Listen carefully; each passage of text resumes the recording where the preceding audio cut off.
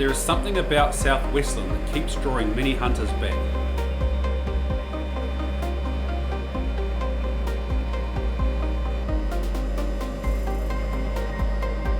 So once again we're heading into the mighty Landsborough River for another adventure hunting the majestic Himalayan Tahr. On this trip with me is Grant, Alan, plus my cousin Dion, who hasn't hunted Tahr for about 10 years. With a little more snow on the ground than usual, this will make for a cold week ahead.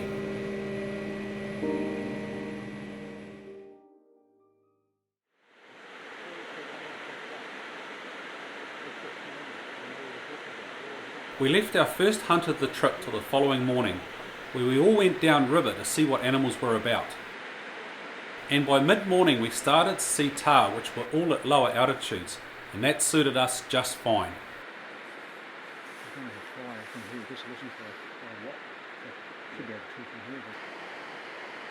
By the end of our first full day we'd only seen a handful of animals, but nothing to get excited about. The next morning we headed downstream again, but this time we crossed the river to the opposite side.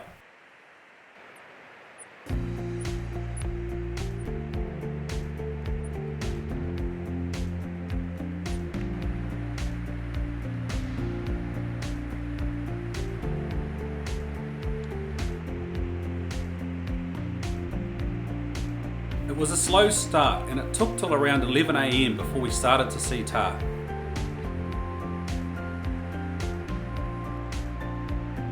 At almost midday on the dot, this nice looking bull steps out into the open.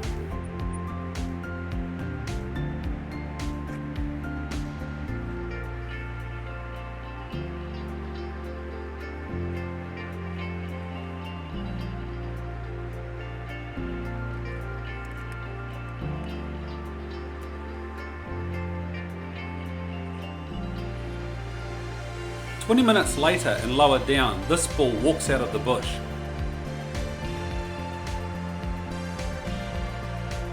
And through the spotting scope, this bull looks promising.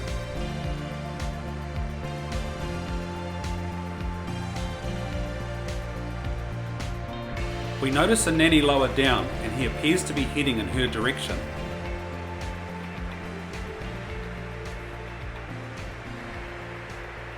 At a range of 250 yards, I line up for a shot. Oh, that got him low.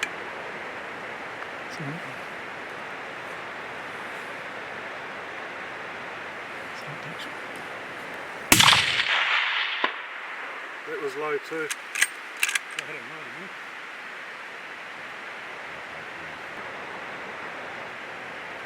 Is he coming down this way? Yep.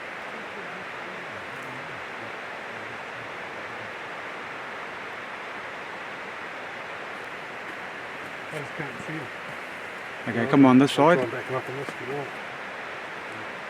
want. No, he's up. Up the creek, up that gut. Below that rock face. Oh, black I see rock him, face. Yeah, I see him. Can't quite see his head.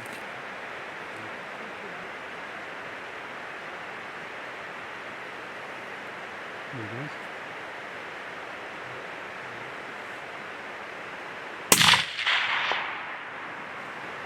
That dropped him. Yep. He was hit, he was sore. I think I heard both of my shots, I heard a whop. Yep.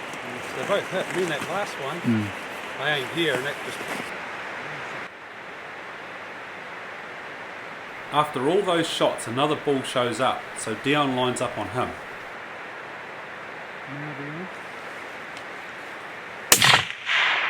In front of him. What happened in front of his nose? We could clearly see that Dion missed as the bullet strikes in front of the bull.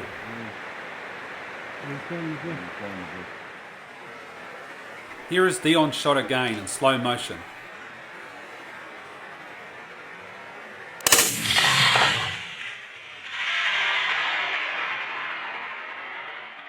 That is one lucky bull.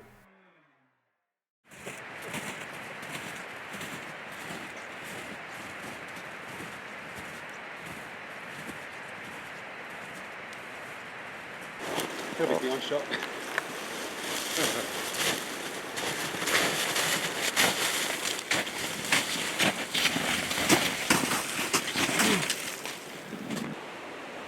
That one's 13.5.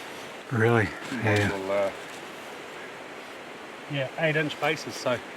Your one was 9, was he, Pete? My one was. What was the other one? 9, I think. As per normal, they're hard to knock down, these tough balls.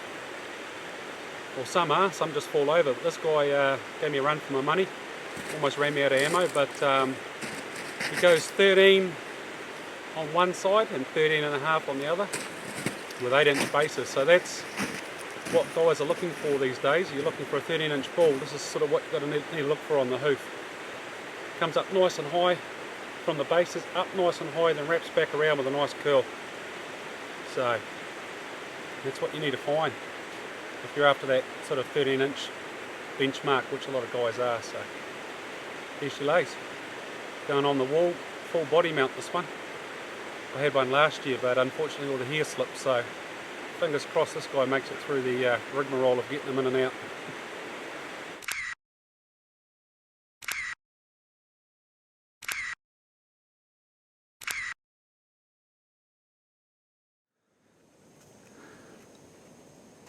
The next day, Grant and Alan decide to try somewhere different with a walk up behind camp.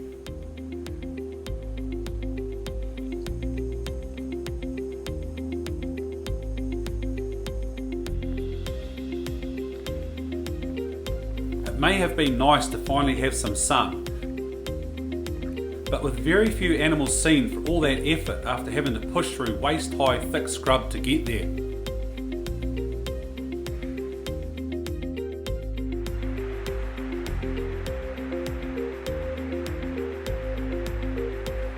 Today is our last full day of the trip, so it was once again back down the river for all of us.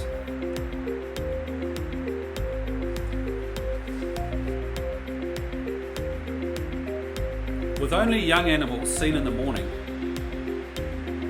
it took until late afternoon for the first mature bull to show up.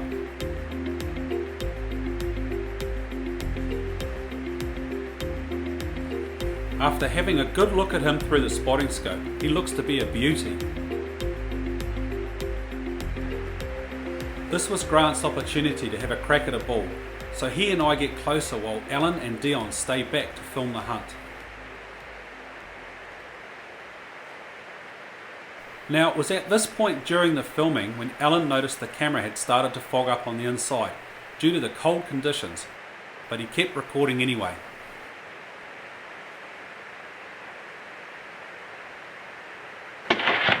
Yeah, got it.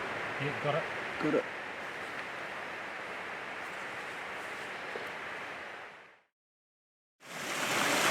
Four years coming into the Landsborough. Hunting Tahr, finally got a decent one, 13 1/4 inch. Thanks very much to the boys and all their help, and yoo-hoo!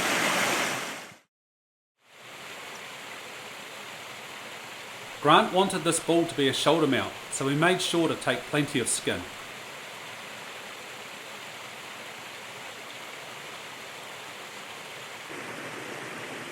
A general rule of thumb for any shoulder mount is to go about 3/4 of the way down his back and take all of the skin forward of the pizzle.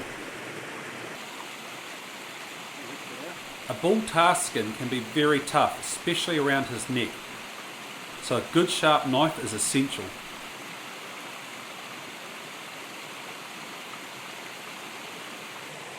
Don't worry if you leave meat on the skin, as that can be cut off later back at camp.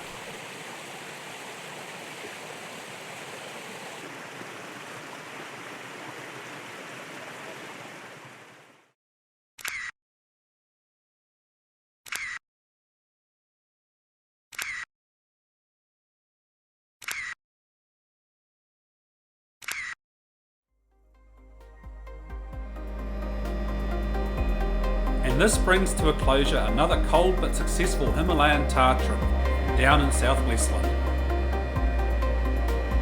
With two 13-inch plus bulls on the deck, you couldn't ask for anything more.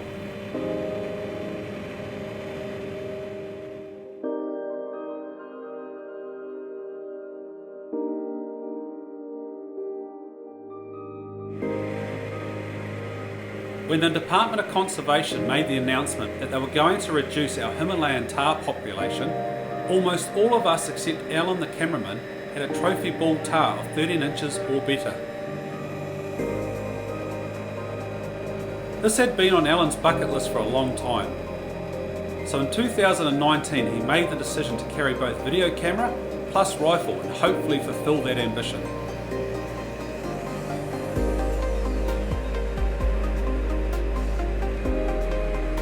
Our team on this trip is Blair, Grant, Alan and myself.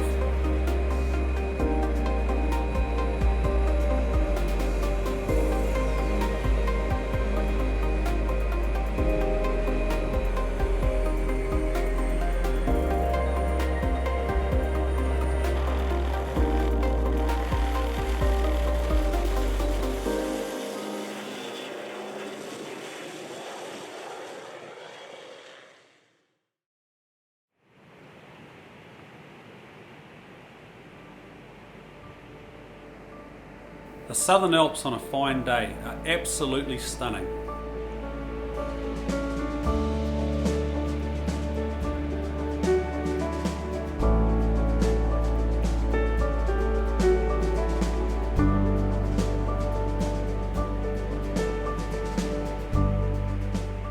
This was our first trip into this block, but we'd hunted the adjoining ballot blocks on numerous other occasions.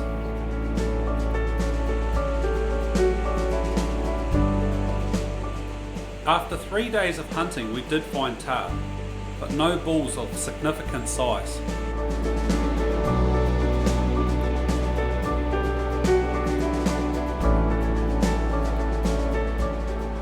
It wasn't until day 4 that we finally found something decent, and more than one.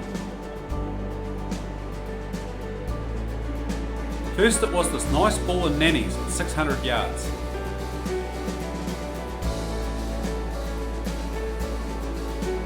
Then 10 minutes later, this bull and nanny appeared from out of the scrub. While assessing the trophy potential of these two bulls, Alan and Grant then noticed the third bull, lower down the spur. This third bull was noticeably larger in body size than the other two bulls. It is clear to see which is the dominant bull.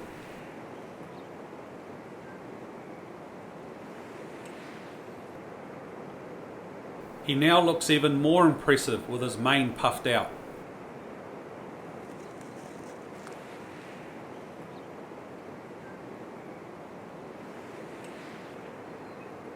You may be wondering why Grant or Alan are not lining up on this bull for a shot. Well, at only 400 yards, the shooting distance is not the issue. The problem was, Grant and Alan are sitting on top of a vertical bluff system with no way down. Things may have been different if we had a climbing rope, but no bull tahr is worth risking life or limb over if trying to attempt a recovery in such dangerous terrain.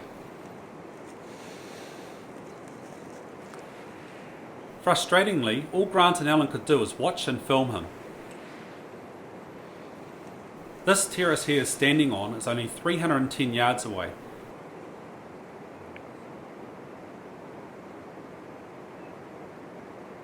And now it looks as if the bull has spotted the boys sitting above the bluff system. But that did not deter him as he makes his way toward their location.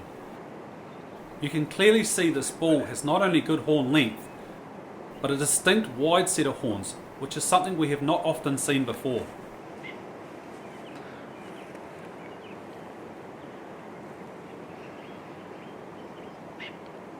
With the bull still coming closer, the boys were hoping he may pop out at the top of the same bluff system they were sitting on.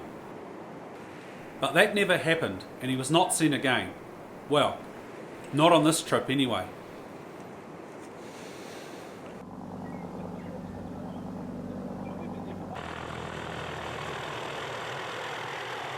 Our Saturday pickup arrived for our flight back to civilization.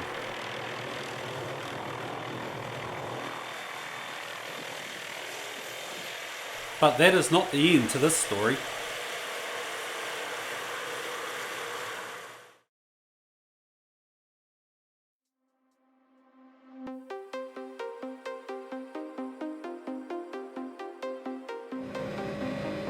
7 days after that trip, my cousin Dion, his son Cohen and nephew Ben had the adjacent block booked for the first week in June. Both Alan and I got the invitation to join them, which we did.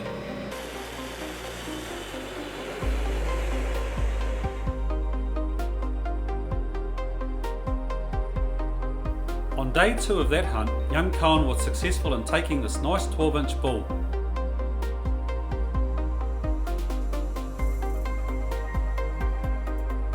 But on that same day, Alan and Ben were higher up looking into the area where the big tahr with the wide horns was seen on the previous trip.